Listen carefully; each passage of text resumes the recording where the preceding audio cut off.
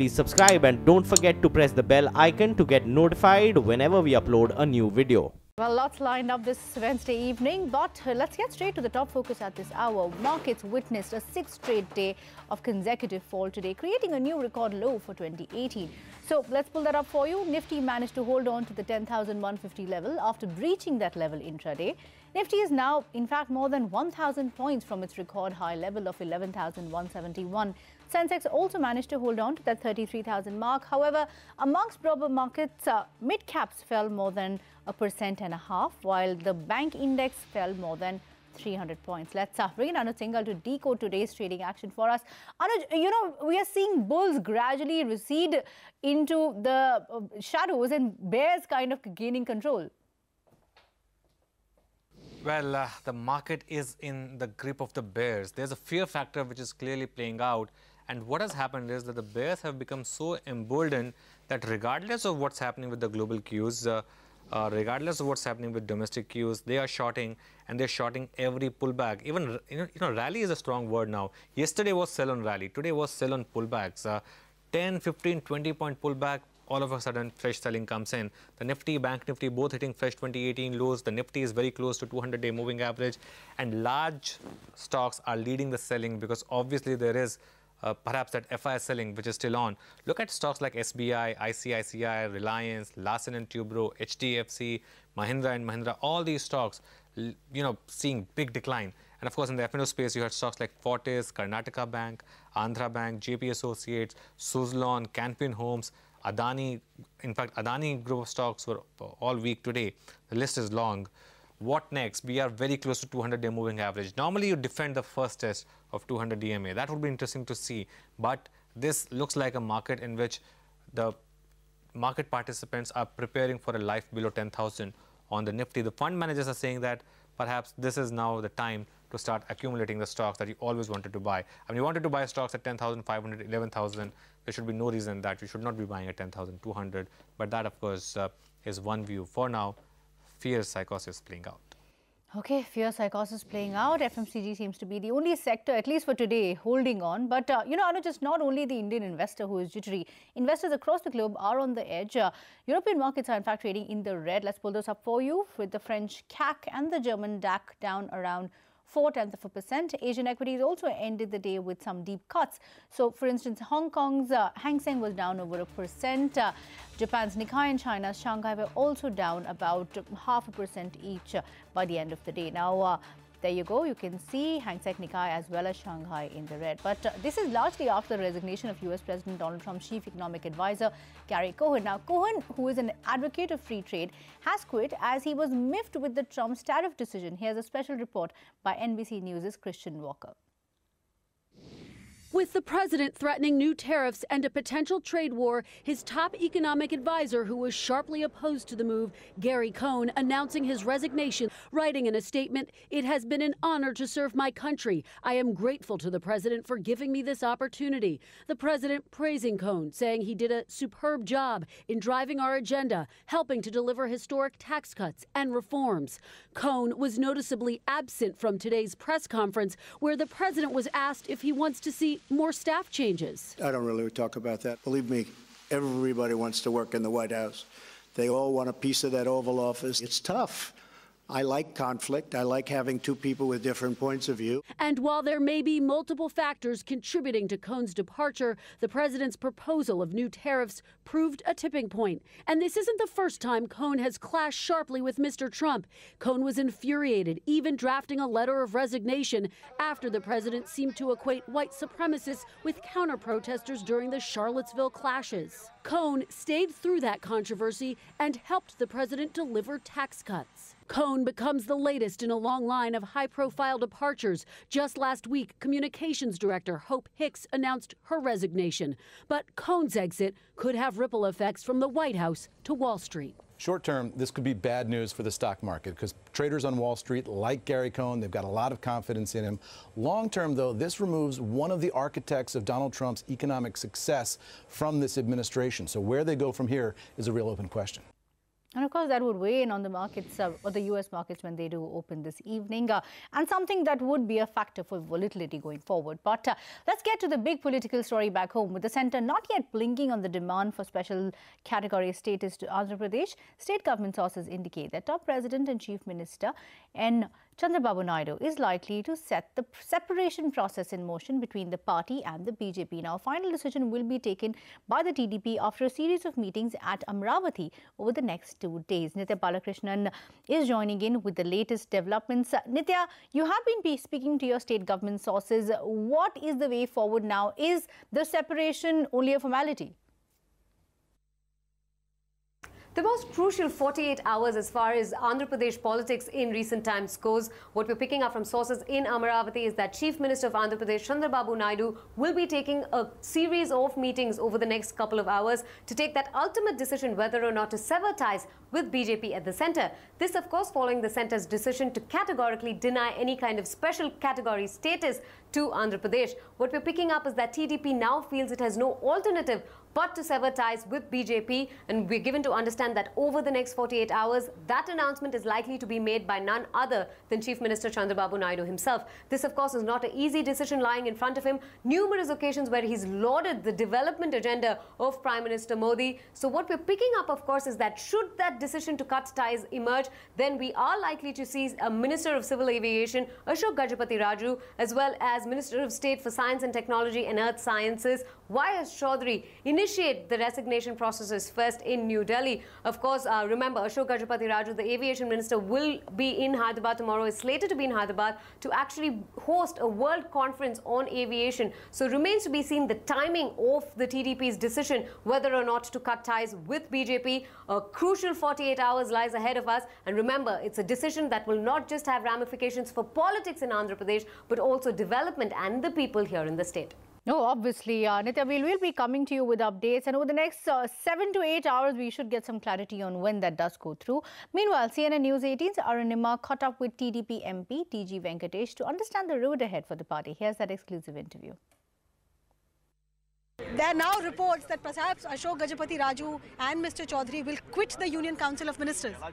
See, anything is possible because the state is Andhra people, Telugu speaking people are very emotional because the commitments made by BJP and Congress, that time Congress was ruling, they are going back.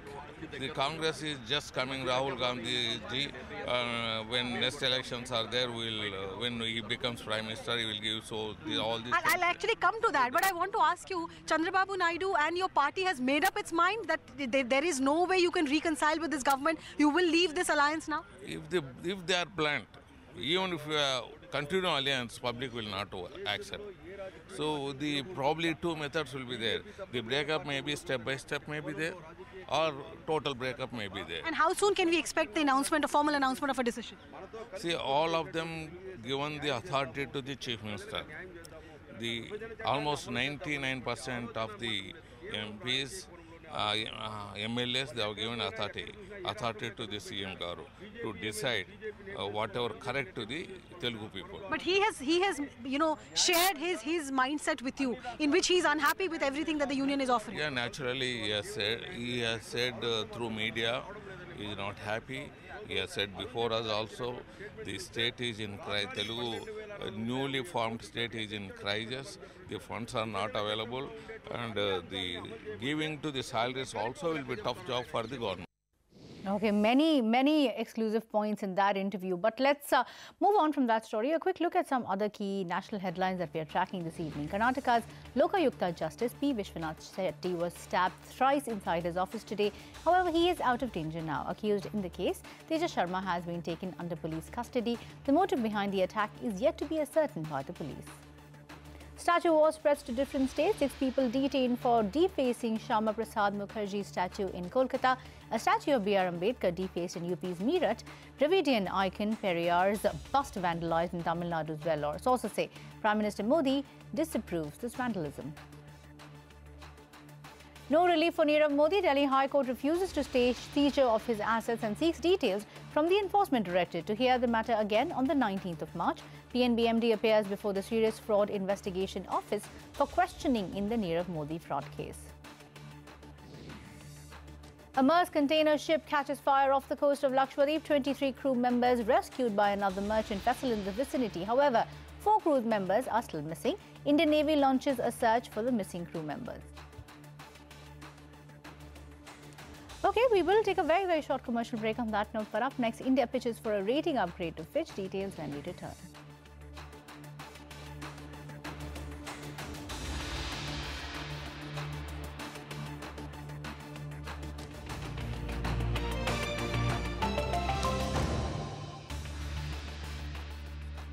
Welcome back. Now, the government today pitched for a ratings upgrade from Fitch. We learned from sources that top North Block officials met officials from the rating agency and cited strong economic fundamentals to reiterate their demand for a sovereign rating upgrade. Now, Fitch currently rates India as BBB-, the lowest investment grade through with a stable outlook. Sapna Das is here with the details. Sapna, take us through the government's rationale on the back of which they are actually seeking an upgrade.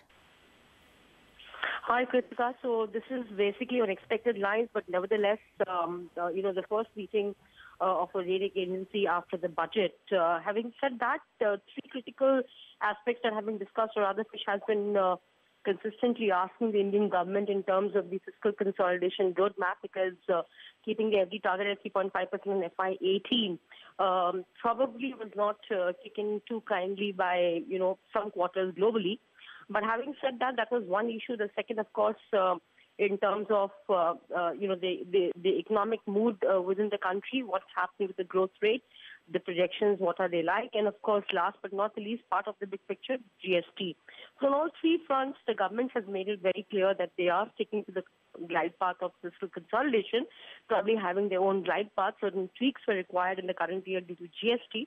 The number of months in which the revenues had come in were lower, and also compensation to state governments had to be given clearly. So that was one part of the story. The other one, of course, in terms of economic growth rate, we have seen how the numbers have behaved. Q3 has been much better.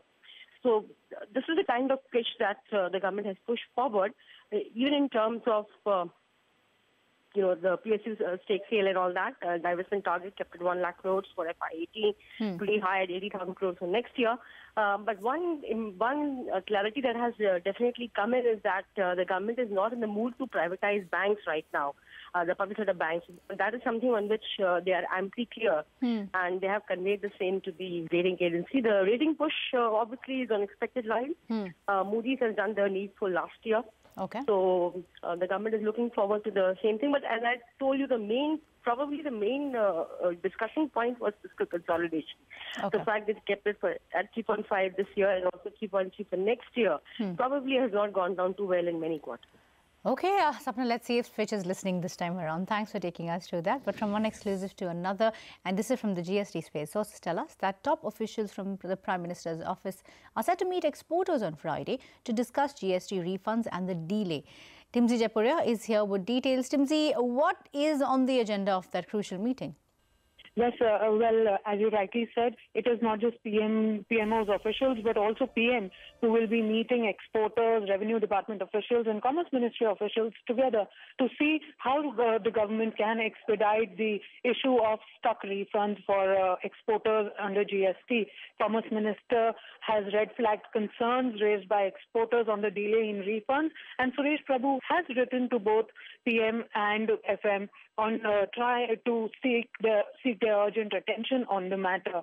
What I understand also that exporters have claimed that they are saying that government has released only 25% of IGST and 10% of ITC claims made by them till date. Exporters, remember, claim only these 2 types of refunds. And under the IGST, a total claim of 10,000 crore is what exporters say that is yet to be released, and out of which only 3,000 to 4,000 crores has been released so far. So another 7,000 to 8,000 crore rupees is stuck, and they are wanting that to be released under IGST, and similarly a good amount under ITC refunds also. The first meeting on this matter actually took place on 5th of March, where PS to PM met exporters and Commerce Ministry officials and the officials of Revenue Department, asking them to expedite this issue soon because this is hurting exporters badly. Their working capital is stuck and yes, impacting our exports growth also. So Revenue Department has been asked by PMO to submit a detailed status report on daily basis on how much of refunds have been claimed, what is the issue, why are the claims not getting processed. So all this has to be submitted on a daily basis. What I also pick up from sources right now that a law committee meeting which is scheduled tomorrow and day after is also likely to take up this matter, try to simplify norms further so that there are no complications when exporters file their claims. So let's see what actually law committee does. And Friday, the crucial day when PM and PM officials meet all the key three stakeholders to solve this issue. Back to you. Any resolution, of course, Dimsy, is going to be watched for very carefully. Thanks for taking us through that. We will take a very, very short break on that note. But up next, on our special series, Smart Cities, is Pune. We tell you the progress made by Pune on the smart city side so far. You don't want to miss that.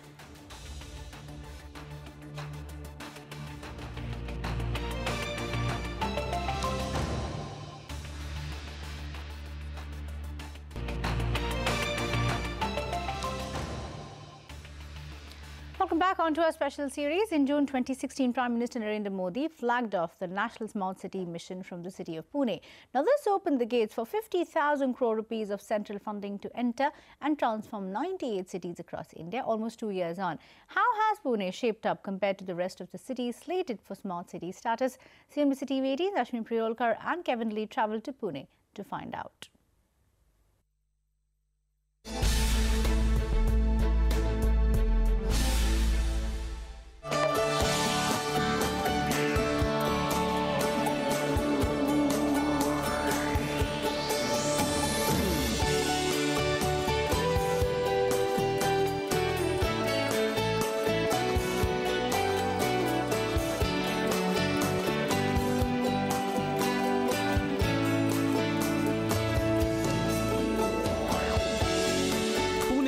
Second city in the country to be designated a smart city, losing out to Bhubaneswar by a whisker.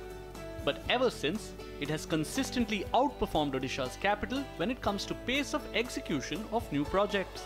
The citizens of Pune chose the Aundh Baner Balewadi area as the epicenter of the new smart city. And when we visited the area, there were definite signs of transformation. But this has not been without its fair share of problems. I'm on Pune's DP Road. The idea behind this particular smart city initiative was to widen the pavements, to allow people on cycles or disabled people with wheelchairs to get better access. However, in the bargain, the actual road, the actual DP road, has become half as wide as the pavement, and citizens are not reacting positively. Aund तो पहले से ही smart है, Aund के लोग smart है, Aund की area smart है. आप लोगों ने दाढ़ी छोटी और मूछें बड़ी कर दी, रोड छोटे कर दिए और ये फुटपाथ बड़े कर दिए. यहाँ रात को भेड़ों का जमावड़ा लगेगा और कुछ नहीं लगेगा. But the way the municipal corporation sees it, what's progress without some healthy debate? I wouldn't say that everybody has bought onto the concept of the smart cities mission, but at the same time, I would say the debate, healthy debate, is happening, and people are looking for results. And I'm very sure that as results start coming in, people will, more and more people will be very, very positive. And the results are coming in. A large part of Pune city has free public Wi-Fi, with 150 Wi-Fi hotspots coming online in January this year. Pune University and some of the surrounding areas also have bicycle stands where people can use an app with a QR code reader to rent out bicycles. 2 play areas cum public gyms have also been inaugurated, and overseeing all of this is the Command and Control Center, where full-time employees monitor the entire city through a network of smart sensors. The PMC's efforts have been backed by government funding at every stage. The financial part, yes, we've got about 400 crores from the state and the center, and we put in our own money, and money so far has not been a problem.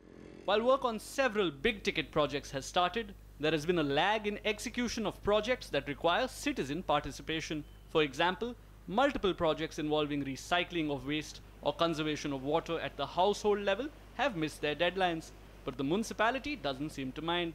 Maybe in some projects within the 5-year period, we may be here and there, but within the 5-year period, we should be able to complete all our 51 projects, definitely. As things stand, 10 out of 60 proposed projects have been completed. Work on another 28 projects worth 1,770 crore rupees has either started or is in the tendering stage, and the final 22 projects worth 2,758 crore rupees is in the planning stage. This makes Pune one of the frontrunners to be India's first completed smart city, even if not all citizens agree on what constitutes a smart city in the first place. In Pune, with Ashwini Priyolkar, Kevin Lee.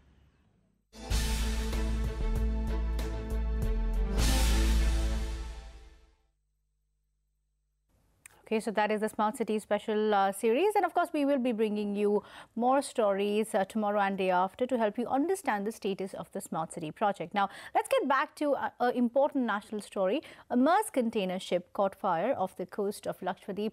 23 crew members were rescued by another merchant vessel in the vicinity. However, 4 crew members are still missing. We are going to go more into the details on this story, and for that we are now joined by Soren Toff. We will be joined by Soren Toff, the COO of AP Moller Maersk, very shortly. But the essence of this is that this is something that has been taken up very seriously by the Indian Navy. We do understand so far that 4 crew members are still missing. We will try to get you the details and try to get Maersk to officially give us some idea about what the rescue operations are and what the kind of losses are that they have incurred. But with that, we will have to end this edition of After the Bell. Many thanks for watching. Stay tuned to CNBC TV18. Markets Today Talkback will take the action forward and all the market action on the other side.